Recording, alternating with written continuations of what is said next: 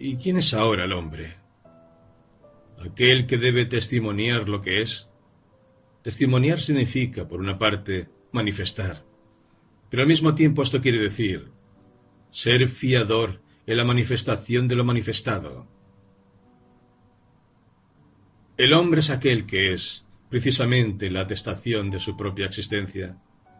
Pero esta atestación no quiere decir aquí que el ser del hombre se exprese después, que esta expresión venga a sobreañadirse, a correr al margen de su ser. No. Ella concurre a la constitución misma de la existencia humana. ¿Pero qué debe atestiguar el hombre? Su pertenencia a la tierra. Esta pertenencia consiste en que el hombre sea heredero y aprendiz en todas las cosas. Pero las cosas están en conflicto. Lo que separa las cosas, pero al mismo tiempo lo que las reúne, es lo que Hölderlin llama la esencial intimidad, su interioridad. La atestación de la pertenencia a esta esencial intimidad se produce por la creación de un mundo y su orto, lo mismo que por su destrucción y su hundimiento. La atestación del ser del hombre, y de ahí su realización auténtica, nacen de la libertad de la decisión. Esta toma lo necesario y se liga a los vínculos de un imperativo superior. El ser testigo de esta pertenencia al ser en su totalidad se efectúa como historia. Pero para que una historia sea posible, es preciso que el lenguaje sea dado al hombre. El lenguaje es un bien del hombre. Pero, ¿cómo el lenguaje es el bien más peligroso? Es el peligro de todos los peligros, porque es él el que comienza por crear la posibilidad de un peligro. El peligro es una amenaza del ser por algo que existe.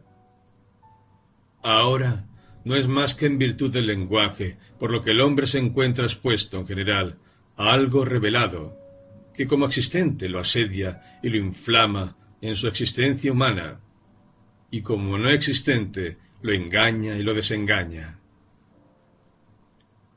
Es el lenguaje el que crea ante todo el campo en que puede ser amenazado el ser, el campo del error y el de la posibilidad de la pérdida del ser. Esto significa peligro. Pero el lenguaje no es sólo el peligro de los peligros. Oculta necesariamente en sí mismo y por sí mismo un peligro permanente. La tarea del lenguaje es revelar el ser como tal en la obra y garantizarlo en ella. Por el lenguaje puede expresarse lo que hay de más puro y de más abscóndito, tanto como lo más confuso y lo más común. Es necesario también que la palabra esencial, para ser comprendida y para llegar a ser así el patrimonio de la comunidad, se haga común. Por esto dice Hölderlin en otro fragmento: hablaste a la divinidad, pero todos habéis olvidado que jamás las primicias serán para los mortales y que ellas pertenecen a los dioses. Es preciso ante todo que el fruto se haga más común, tome un carácter más cotidiano. Solo entonces llega a ser el bien de los mortales. Lo puro y lo común entran a la vez en el lenguaje. La palabra en cuanto palabra no se presenta, pues, jamás inmediatamente con la garantía de ser una palabra esencial o, al contrario, un sonoro vacío. A la inversa, una palabra esencial aparece muchas veces, en su simplicidad, como algo no esencial. Y por otra parte, lo que en sus arreos da la apariencia de lo esencial no es a menudo otra cosa que chisme y referencia. Así el lenguaje se ve perpetuamente forzado a revestir la apariencia que él mismo engendra, y por lo mismo a comprometer lo que le es absolutamente propio, decir lo auténtico.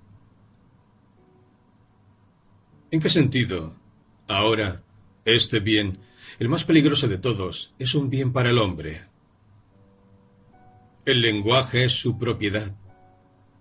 El hombre dispone de él, con el objeto de comunicar sus experiencias, sus resoluciones, sus tonalidades afectivas.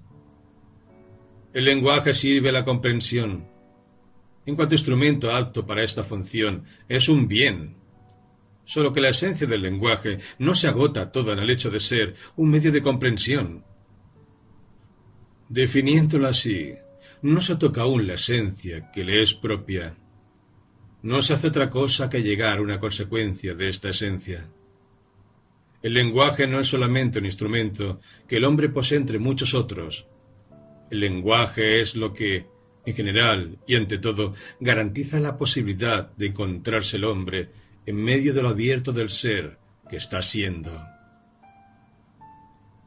Solamente allí, donde hay lenguaje, hay mundo.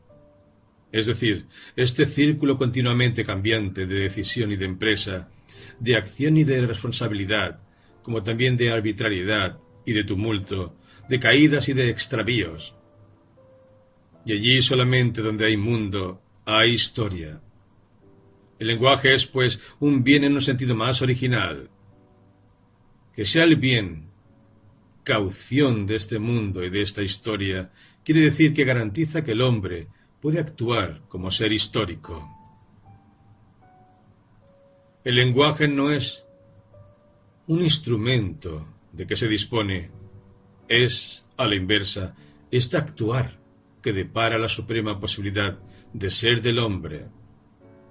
Es de esta esencia del lenguaje de la que debemos asegurarnos ante todo, para concebir verdaderamente la esfera de acción de la poesía y captarla así, verdaderamente, en sí misma.